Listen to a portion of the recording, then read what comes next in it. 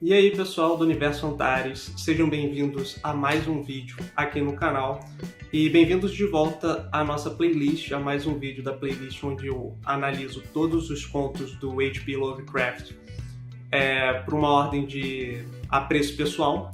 E no vídeo de hoje a gente vai analisar um conto muito interessante, pelo menos do meu ponto de vista, que é o conto que dá título a esse volume aqui da editora Pandorga, que é A Cor que Caiu do Céu.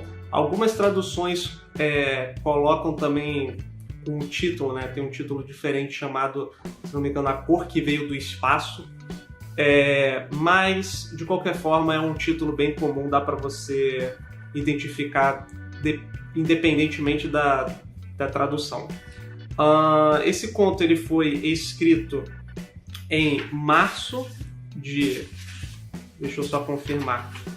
Esse conto foi escrito em março de 1927 e publicado em setembro de 1927. O que é muito interessante porque geralmente os contos do Lovecraft eles não são publicados em seguida do seu processo de escrita. Então acontecia muito do autor ele ser naturalmente... Claro que com o passar do tempo, ele ganhou um renome dentro da literatura pulp, então era muito menor a probabilidade dele ser rejeitado por revistas, mas geralmente muitos autores tinham isso, eles produziam diversos materiais, enviavam para as revistas, e esse processo acabava sendo demorado. Mas com A Cor que Caiu do Céu, qual que é o lance desse conto que torna ele tão interessante? Primeiro que ele é um conto mais longo do autor, ele tem uma escrita bem cadenciada, e o que é mais legal, pelo menos aqui que a gente consegue enxergar nesse conto, é que ele tem o horror misturado com a ficção científica. O Lovecraft ele era um acadêmico, na verdade o sonho dele era entrar na academia, então ele queria entrar para a universidade, ele queria estudar os temas científicos, porém ele não conseguiu ingressar. Mas isso não impediu dele consumir esse material, né? Consequentemente, A Cor que Caiu do Céu, a gente acompanha um personagem que ele está indo justamente... Ele visitou a cidade de Arkham, que para quem não conhece é uma cidade conhecida justamente por ser esse personagem, quase como um personagem, em que muitas das histórias Lovecraftianas se passam. Então Lovecraft ele iniciou essa toada de criar uma cidade própria, digamos assim, para suas histórias e meio que conectar essas narrativas. Lógico que se você analisar os contos de maneira unilateral, você não vai perceber muito dessa conexão, mas à medida que você vai consumindo os conteúdos de uma maneira mais conjunta, você consegue identificar algumas conexões, digamos assim. Mas o que é interessante desse conto? É que ele começa justamente com um pesquisador, ele está fazendo uma pesquisa de campo para a construção de um reservatório na cidade de Arkham. E nos arredores da cidade tem uma área rural, e nessa área rural tem o que eles chamam de charneca queimada, que é basicamente uma residência, uma propriedade rural que foi completamente devastada por um incêndio. E os moradores dessa área rural, eles são muito reclusos, eles são muito conservadores, eles relutam bastante, são muito relutantes em falar qualquer coisa sobre o acontecimento por detrás desse possível incêndio. Então o protagonista ele acaba investigando um pouco mais com os vizinhos e ele encontra o Ami, que é um vizinho que fez parte do que os personagens chamam de dias estranhos, que é quando um horror assolou aquela área rural sem que ninguém percebesse. Então, a história, na verdade, se passa de fato ao redor dessa família, que eles têm o nome de família Gardner. O patriarca dessa família é o Nahum Gardner, e ele era dono de uma propriedade fértil, com pomares e diversos outros tipos de plantações, até que uma cor, né, digamos assim, uma cor repentinamente corta o céu do meio-dia e acaba caindo na residência dele, perto do poço da sua casa, da sua residência, da sua fazenda. E depois, né, ele investigando, descobre que é uma espécie de meteorito. Ele vai até a cidade de Arkham em busca de acadêmicos e jornalistas para relatar o que acontecera. E quando ele volta para sua residência, eles pegam amostras desse corpo, que ele apresenta características voláteis, características que não pertencem a esse mundo, digamos assim. E é muito interessante como aqui o H.P. Lovecraft ele vai tratar do horror de uma outra maneira. Ele vai pegar o horror do ponto de vista não romântico, mas sim técnico. Então ele vai descrever a cor, não a cor, digamos assim, do ponto de vista objetivo, mas as consequências indiretas que elas causam no indivíduo. Então, por exemplo, o protagonista que é o pesquisador, ele acaba entendendo melhor o que o fazendeiro não conseguia, porque o fazendeiro ele é um homem simples, ele não entende muito dos processos laboratoriais por detrás de uma análise de um corpo, né? Ainda mais quando se trata de um corpo que é extraterrestre, essencialmente. Então, parte da narrativa se divide, onde algumas pessoas, alguns acadêmicos analisam as amostras coletadas em laboratório, e a gente também tem a parte do horror que se dá com o próprio fazendeiro, visto que, à medida que o tempo passa, essas amostras elas vão desaparecendo repentinamente e elas não reagem de maneira natural com qualquer solvente, com qualquer tipo de processo laboratorial. Então parece um metal, mas ao mesmo tempo tem uma característica plástica. Então aquele objeto que, inclusive, à medida que eles vão explorando ainda mais, né, o entorno dele, eles conseguem, inclusive, observar glóbulos, como se fossem invólucros que simplesmente escapam das mãos deles. E aí que está o ponto interessante da narrativa. Por quê?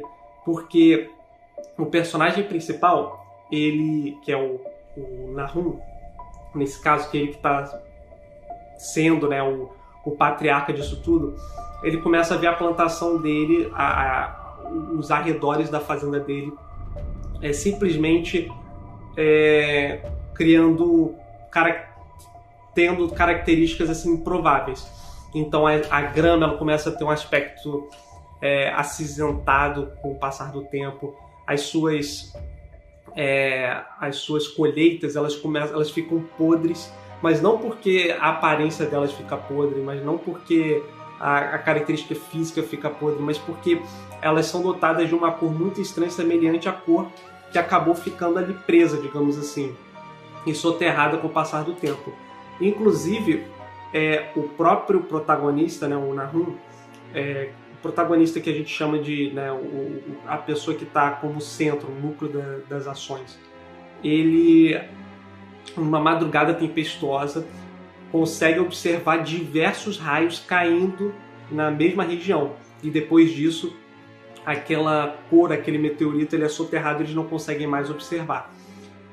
Mas o que acontece? As consequências desse ato, né, dessa ação, desse evento, eles vêm à tona justamente quando o protagonista ele começa a correlacionar. Poxa, a minha fazenda está tendo problemas de colheita, o meu gado está adoecendo, os animais estão ficando arredios, assim, eles estão ficando meio desconexos, os cachorros estão fugindo, os gatos estão fugindo, tudo está dando errado basicamente na vida dele. E ainda começa a haver uma falácia de que o terreno dele está envenenado.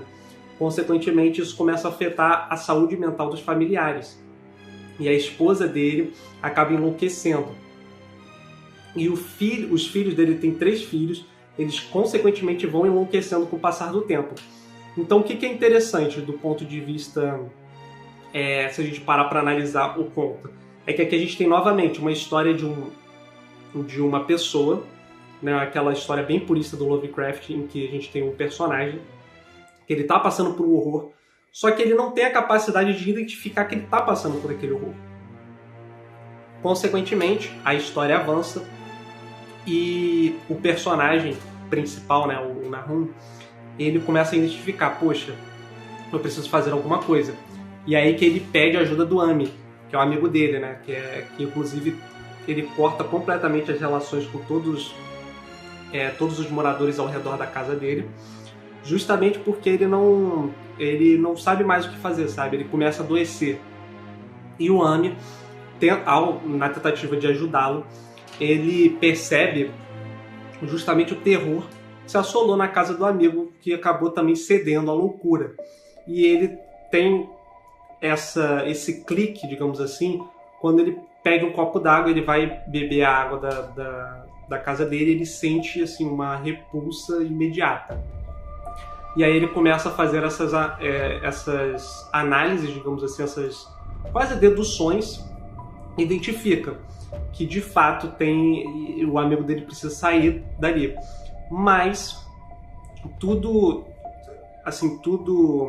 gira em torno, basicamente, do personagem que quer ajudar o pai a descobrir onde os filhos estão, porque os filhos também enlouquecem, e à medida que eles enlouquecem, tudo gira em torno do poço. Então, segundo os filhos, tem algo no poço, a cor que assola à noite, as árvores parece que se movem mesmo sem ter, digamos assim, a presença de qualquer brisa na noite.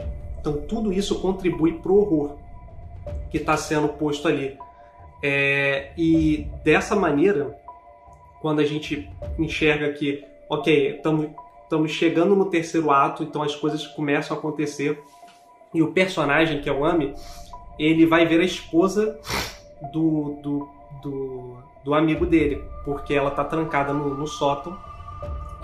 Ele se recusou a levar ela para o manicômio, porque ele tinha esperança de que ela fosse se recuperar sozinha. Mas quando ele chega no sótão para tentar ajudar ela, acudir de alguma maneira, e a gente vê a presença do terceiro ato, do clímax, né, do horror, que é o personagem, ele vê a esposa dele, ela está completamente irreconhecível, assim, e ela basicamente está envolvida por uma cor que é indescritível, e ela desfalece ali mesmo, no local, como se fosse despertada justamente pela presença do Ami, que é esse personagem fazendeiro. E aí, depois disso, ele, ao retornar para o andar de baixo, né, para o primeiro andar da casa, ele fica meio que perplexo, porque ele começa a ouvir batidas, como se tivesse um embate ali embaixo, e ele não tem coragem de descer. Ele só desce muito depois, justamente para ver o amigo dele desfalecido, que sussurra algumas coisas justamente relacionadas ao poço, de que tudo está no poço, que os filhos deles estão no poço. E a narrativa, ela tem uma virada aí, porque o personagem volta para a casa dele, ele tem que relatar isso para a polícia, obviamente, e os policiais ficam intrigados. Eles já sabiam dos rumores, mas eles achavam que isso não passava de lenda, de charlatanismo, etc. E eles voltam ao local. E aí tem uma cena incrível, que é justamente quando eles chegam no local, eles ficam dentro da casa, né? Eles meio que analisam os corpos tanto da mãe, da família, quanto do personagem ali, do amigo do fazendeiro. E depois disso, depois dessa breve análise, eles conseguem ouvir o barulho e a luminescência daquela cor se espalhando pelos arredores. E aí é onde o terceiro ato se inicia, porque a cor que caiu do céu, digamos assim, ela acende, simplesmente ela sobe pela residência e parece absorver todo o entorno com o seu magnetismo, e os personagens ficam perplexos por conta disso. E, consequentemente, ele, ao observar isso, né, ver tudo que está acontecendo ali, ele entra em estado de, junto com os demais, ele entra em estado de completo alerta. Ele fica, assim, pasmo, porque o que está acontecendo, né? E aí aquela cor, ela começa a absorver o entorno, tudo ao redor, como se estivesse, de fato, coletando energia para si. E o mais interessante é que a própria casa, a estrutura da casa, ela começa a brilhar. Então aí é onde o personagem tem um clique de tipo assim, se nós não sairmos daqui, corremos um sério risco. E aí eles meio que tem que sorrateiramente, assim, pela porta dos fundos, sair, porque eles não conseguem voltar para carrete deles, para charrete, né, que eles chamam, porque os cavalos simplesmente fugiram, então como não tem a menor possibilidade deles, sei lá, serem utilizados, porque eles estão em frenesi também. E aí, consequentemente, eles têm que sair, né, dali, e à medida que eles meio que eles nem olham para trás de tanto medo. E aí quando eles olham, na verdade só o Amy consegue olhar para trás naquele caos, e ele vê que a cor simplesmente ela meio que se impulsiona como se fosse um lançamento de um foguete extraterrestre. E ela leva tudo tipo ao redor, meio que é como se houvesse uma explosão invisível de partículas assim. E aí o conto termina justamente com o personagem encabulado, ele meio que se demite do emprego, porque o reservatório de água seria justamente naquele local, e apesar da cor ter, digamos assim, desaparecido, voltado para o espaço, voltado para o seu lar, o personagem fica tipo assim, caramba, mano, eu juro que eu vi outro invólucro daquele que estava no meteorito, né, no meteoro, voltando pro poço. Então a gente já tem aquele horror de tipo assim, meu Deus, um reservatório de água vai ser construído ali. Então imagino o que pode acontecer com a cidade de Arkham. E o personagem, obviamente, meteu o pé, né? Ele tá apavorado, já meio que induzindo os acontecimentos seguintes. Finaliza o conto só com a preocupação pelo velho amigo dele, né? Que é o que ele acabou se tornando um velho amigo, porque foi o único morador que teve a coragem, digamos assim, a audácia de contar tudo o que aconteceu para ele. E, caras, esse conto é muito bom.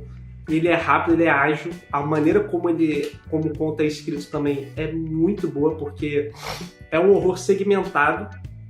Então a gente não tem uma coisa, digamos assim, uma ameaça clara, uma ameaça iminente. E ele é um conto purista do Lovecraft, e que demonstra a capacidade dele de pegar elementos tipo assim, muito sutis e conseguir trabalhar um horror elaborado com base nisso. Então, eu espero que vocês tenham gostado dessa análise. Eu vou trazer mais futuramente. De novo, fica aqui a recomendação para vocês lerem o conto, e também peço recomendações aí, se vocês têm interesse de ver outros contos para que eu dê prioridade. Mas eu vou seguir sempre a ordem de apreço pessoal, beleza? Então eu li por essa edição, mas eu sei que tem outras edições. E me digam aí o que vocês acharam no comentário. Vejo vocês no próximo vídeo. Até mais!